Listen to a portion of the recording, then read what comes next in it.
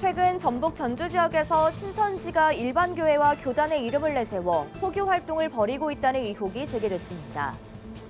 8인의 기독 작가들이 참여한 기획전 빛이 부르는 자리가 열렸습니다. 사진과 조각 등 다양한 작품을 통해 삶 속에서 경험한 빛을 전하고 있습니다. 2016 한국교회 부활절 연합예배 준비위원회가 출범 예배를 드리고 본격적인 부활절 연합예배 준비에 들어갔습니다. 구티비 우먼콰이어 합창단이 창단 10주년을 맞아 기념예배를 드렸습니다. 전주 장로합창단이 올해 찬양 사역을 위한 본격적인 행보에 나섰습니다.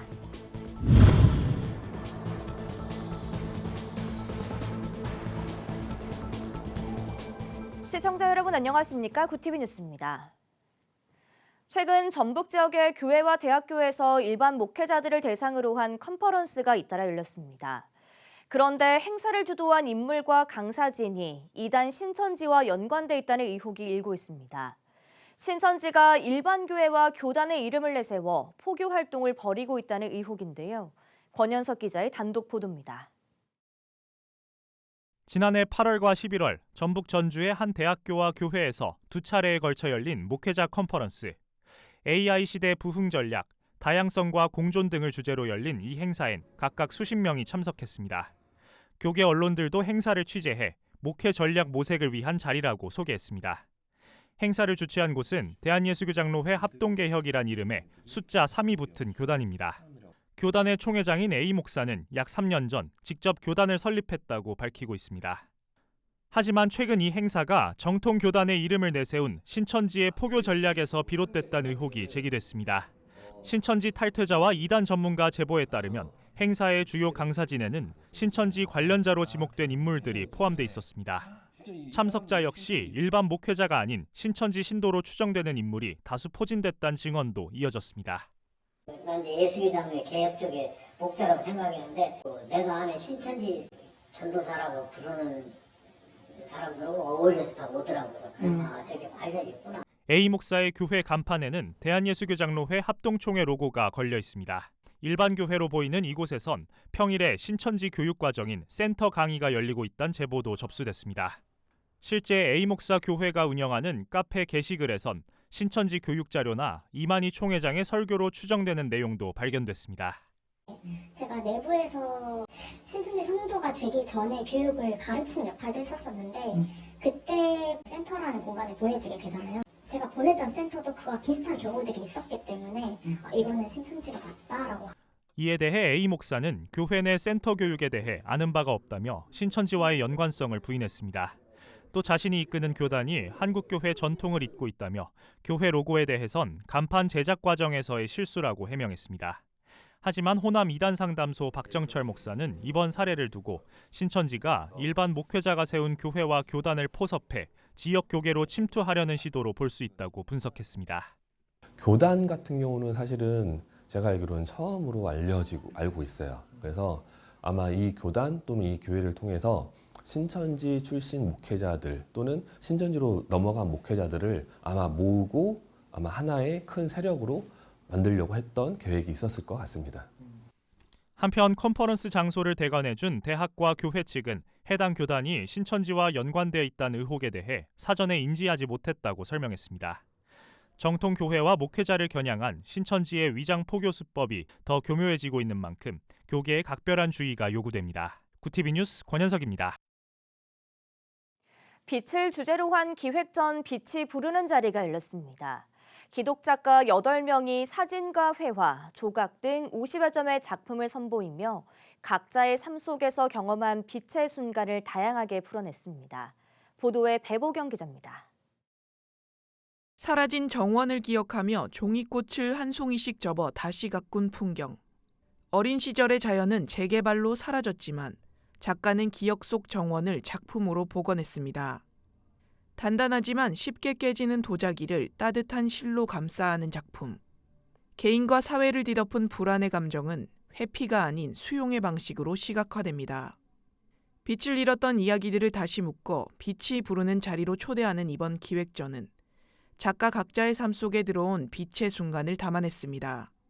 루킹 사이드 갤러리는 사진 매체로 중심으로 전시를 이루어지고 있어서 빛이 가장 중요한 요소 중에 하나이기 때문에 저희가 8명의 작가님들을 빛이라는 공통된 주제로 이렇게 모이면 좋겠다라고 생각을 했고, 이번 기획전은 8인의 기독 작가들이 각자의 삶의 자리에서 경험한 빛의 순간을 모아 작품으로 전시했습니다. 빛의 기본 요소인 사진을 시작으로 조각과 그림 등 50여 점의 다양한 작품을 선보입니다. 비누가 물에 닿아 사라지는 모습을 통해 예수 그리스도의 희생을 떠올린 순간부터 자연과 기억, 불안과 치유, 그리고 신앙 고백까지 이처럼 전시에 참여한 작가들은 저마다 마주했던 빛의 순간을 전했습니다. 깨지는 거에 대한 두려움, 또 도자기가 갖고 있는 어떤 그런 부의 상징, 내가 잃어버릴 것 같은 불안함, 그리고 실은 또 반대적으로 굉장히 따뜻하고 또 부드러운 물질이잖아요. 이게 서로 결합돼서 어떤 그런 불안을 용화시키는 그런 작업을 합니다. 사진에서 필요한 이제 좋은 빛을 기다리는데 하루 종일 지켜보면서 하느님께서 주신 빛은 언제나 있는 것 같지만 자연을 가장 아름답게 보일 수 있는 빛은 찰나의 순간.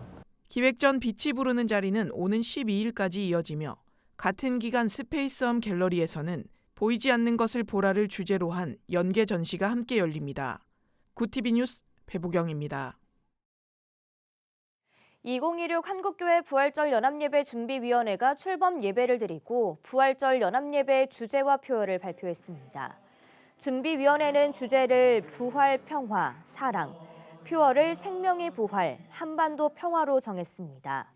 대회장인 이영훈 목사는 설교에서 부활 신앙 위에서 평화와 연합의 길을 열어야 한다고 강조했습니다. 뜻깊은 부활절을 맞이하면서 우리 한국 사회, 한국 교회, 우리 대한민국에 꼭 필요한 메시지가 무엇이겠는가? 우리가 생각해 볼 때 그것은 평화, 연합, 일치 이와 같은 것이 아니겠는가 생각을 합니다. 2026년 부활절은 4월 5일로 한국 선교의 출발점으로 평가받는 1885년 첫 선교사 입국 당시 부활절과 같은 날입니다. 연합예배는 부활절 당일 오후 4시에 열리며 장소는 추후 확정될 예정입니다. 구티비 우먼콰이어 합창단이 창단 10주년을 맞아 기념예배를 드렸습니다. 합창단은 구티비 GL타워 오병이어 스튜디오에서 예배를 드리며 지난 10년의 사역을 돌아보고 앞으로도 더욱 헌신적으로 찬양 사역에 임할 것을 다짐했습니다. 올 한 해도 많은 사역들이 계획되어 있사오니 저희 단원들 한 사람 한 사람을 붙들어 주셔서 영적으로 육적으로 잘 무장되게 하시고 오직 주님의 영광을 위해 주님의 메신저로서 사랑으로 하나 되게 하시옵소서. 구티비 김명전 대표이사는 축사를 통해 지난 10년간의 활동에 감사를 전하며 합창단이 앞으로도 한층 더 성장하길 기원했습니다. 여러분이 함께 오직 하나님만 바라보고 목소리를 함께 내주는 것, 거기서 이런 좋은 모습으로 서지 않겠냐 하는 그런 생각을 갖습니다. 예배 후에는 우수단원 시상이 진행돼 지난 활동을 격려하는 시간도 마련됐습니다.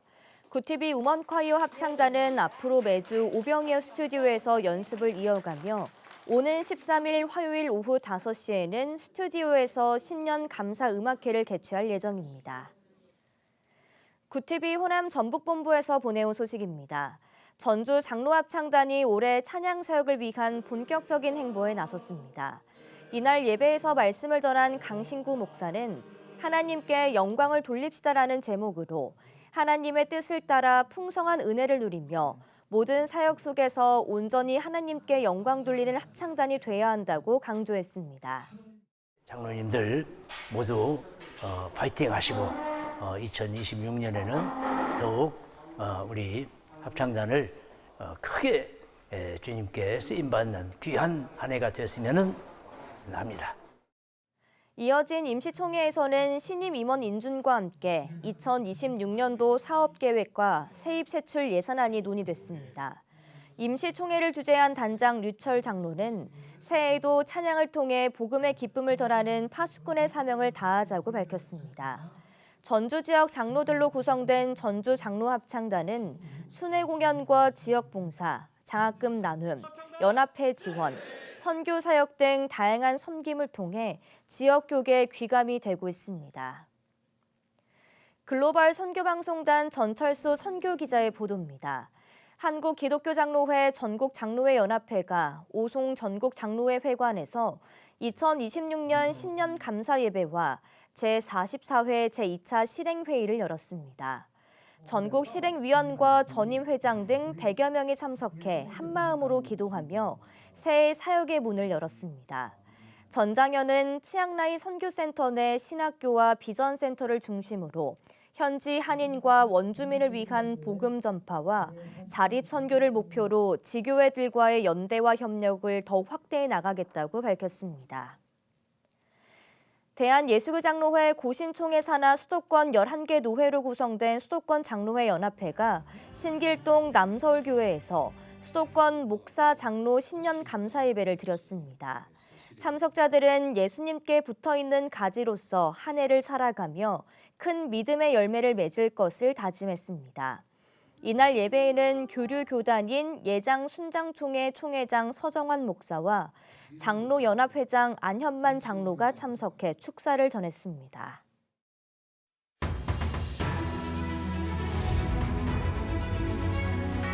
오늘의 이슈 포커스입니다.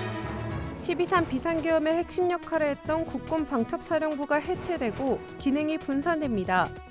안보수사는 국방부 조사본부로, 방첩보안은 신설되는 국방안보정보원 등으로 이관되며 논란이 된 인사첩보와 동향조사 기능은 전격 폐지됩니다. 더불어민주당 신영대 의원과 이병진 의원이 각각 선거법 위반 등의 혐의로 의원직을 상실했습니다. 신 의원은 경선 과정의 여론조사 왜곡 혐의로, 이 의원은 재산 누락 신고 혐의로 당선 무효형이 확정되면서 야권의 의석수 변화가 불가피해졌습니다. 삼성전자가 반도체 초호환과 스마트폰 판매 호조에 힘입어 한국 기업 사상 처음으로 분기 영업이익 20조 원 시대를 열었습니다. 갤럭시 S26 시리즈의 흥행과 메모리 반도체 시장의 수요가 실적을 견인하며 연간 최대 매출 기록까지 갈아치웠습니다. 금융위원회와 5대 금융지주가 고금리로 고통받는 서민들을 위해 햇살론 금리를 최대 6%포인트 인하하는 포용 금융대책을 발표했습니다.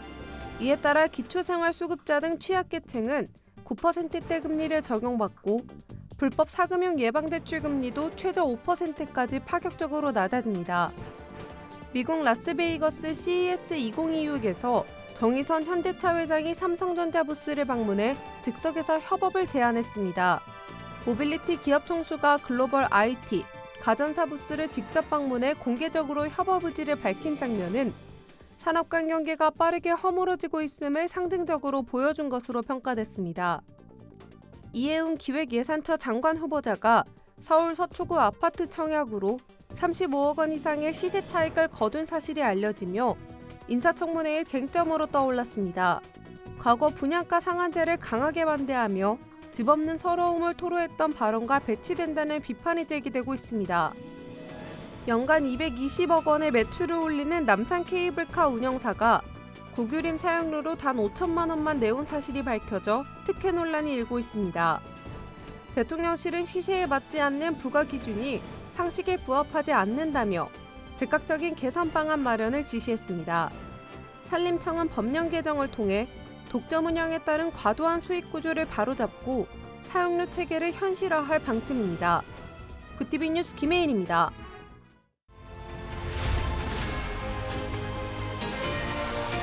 구티비 월드와이드입니다. 미국 미니애폴리스에서 불법 이민자를 단속하던 이민 세관 단속국 요원을 총격해 37세 미국인 여성이 숨지면서 과잉 진압 논란이 거세지고 있습니다. 국토안보부와 트럼프 대통령은 이번 사건을 요원을 살해하려 한 국내 테러 행위에 대한 정당방위로 규정했으나 현지 시장과 경찰은 연방당국의 무모한 권력남용이라며 강력히 반발하고 있습니다. 미 하원 세출위원회가 한국의 온라인 플랫폼법에 대해 미 빅테크 기업을 차별하고 중국 업체에만 유리할 수 있다는 보고서를 공개했습니다. 트럼프 행정부에 이어 의회까지 이를 비관세 장벽으로 문제 삼으면서 향후 한미 간 핵심 통상 현안으로 부상할 전망입니다. 트럼프 대통령이 유엔 산하 31개와 비유엔 기구 35개 등 총 66개 국제기구에서 탈퇴하는 대통령 각서에 서명하며 고립주의 노선을 본격화했습니다. 이번 조치는 미국의 이익에 부합하지 않는 기구에 대한 지원을 끊겠다는 취지로 글로벌 국제 질서의 거대한 재편이 불가피해 보입니다. 중국이 이중용도 물자 수출 규제를 통해 중히토류 통제를 시사하자 일본 정부가 결코 용인할 수 없다며 철회를 촉구하고 나섰습니다. 중히토류 수출이 제한될 경우 일본 내 첨단 산업 전반이 마비될 수 있다는 우려 속에 일본 외무성과 경제산업성은 중국 측에 공식 항의했습니다. 북한이 1, 2월 중 개최될 노동당 제9차 당대회에 맞춰 약 15,000명이 참가하는 역대 최대 규모의 열병식을 준비 중인 것으로 파악됐습니다. 이번 열병식은 핵무력 자신감을 과시하는 동시에 김정은 위원장의 직함을 과거 김일성 주석과 같은 주석으로 격상하기 위한 사전 작업이라는 관측이 나옵니다. 부임 70여일 만에 케빈 김 주한 미국 대사 대리가 미 국무부로 전격 복귀하면서 트럼프 2기의 북미 대화가 본격화될 것이란 분석이 나옵니다. 대북 정책 전문가인 김 대사 대리가 대북매파 앨리스 후커 차관 하부 조직으로 이동하면서 트럼프 1기 당시의 북미 협상팀이 재결집하는 모양새입니다. 굿티비 뉴스 김혜인입니다.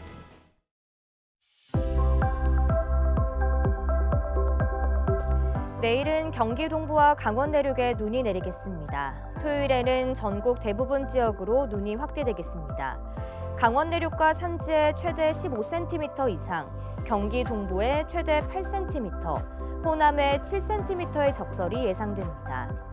이어서 전국 날씨입니다. 내일 한낮 최고 기온은 서울 6도, 강릉 8도가 예상됩니다. 남부지방은 광주와 부산 8도, 대구 7도, 제주 11도를 보이겠습니다. 날씨였습니다. 신천지의 위장포교는 여전히 형태만 바꾼 채 지역 곳곳에서 반복되고 있습니다.